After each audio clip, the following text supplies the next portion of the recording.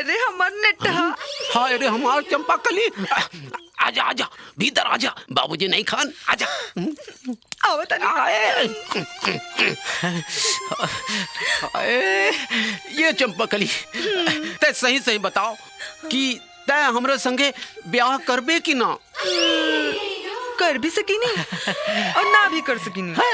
ना ना ना ना ना, तै क्लियर कर दे भाई कि तै हमरा संगे ब्याह करबे कि ना करबे। अच्छा ठीक बा बाबा, करब तो। बात ही बा चंपाकली कि कितना लोग के ता मालूम है ना रहेला का? कि ब्याह के बाद का कइल जाला तो बड़ा तकलीफ होला। हाँ।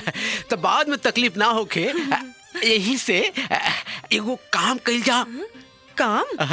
कौन काम? ब्याह के बाद का कइल जाला, चला आज ओकर रिहर्सल कर लियल जा। ऐसन का? ठीक बा, तो चला करो रिहर्सल। करी। अच्छा तै ये बताओ कि ब्याह के बाद तै का करबे? बियाह के बाद? हाँ, बियाह के बाद हम तोहरा खातिर नाश्ता बनाए। हमरा खातिर नाश्ता बनेबे? हमरा खातिर नाश्ता बनेला के बाद का करबे? नाश्ता बनाए के बाद? नाश्ता बनाए के बाद हम नाश्ता तो के खियाए। हमरा के नाश्ता खियाबू? अरे हमरा के नाश्ता खियाला के बाद का करबू? तो के नाश्ता खियाए के बाद हम नाश्ता खुद खाए।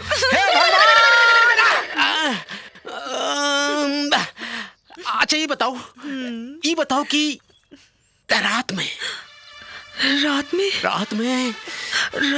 हम हाँ तो के खाना खियाए। हम के खाना खियाबे? अरे हम के खियाले के बाद का करबे? तो के खियाए के बाद वो खाना हम खुद खाए। ते खाइबे? अरे तो भुखमरिया खानदान के हबे करे कि बात में खाली खा पिया के बात करता रे। हमरा के ये समझ में नहीं आवत कि तू हमरा के समझावल का चाहता रहा। खोल के बतावा हमके। रुका, सोचे था हमरा के। सोचा खोल के बताई। अच्छा मान ला कि हम तहार मेहरारू हैं और तू हमार मर्द हो। का हो? मर्द। हाँ, और हम का है? मेहरारू। हाँ, तो जब तू रात में काम से थक हार के घरे आईबू तब तू हमरा से कहबू। तब हम कहे अरे काम चोर, हम थक हार के आइल बनी और तू भैंस नियन बैठल बाड़ू।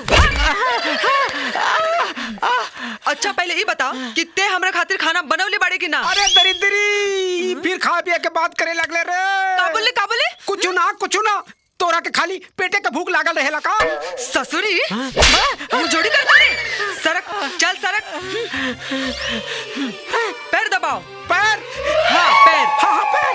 एगो हम है जोन बियाह के पहले अपन मेहरारू के पैर दबावतानी, आ एगो ऊ हमार कंजूस मक्खी चूस दलिदर और खड़ूस नियन पाप जोन आज तक हमरा माई का गोड़ दबावले ना हुई है। अरे कहाँ से दवाई है? वो तो आज तक कबो भी प्यार मोहब्बत इश्क लव ये सब कभी जानबे ना कैले। वो तो बस चोरी चकारी घोटाला ये सब में रहेले। चोटा कहीं का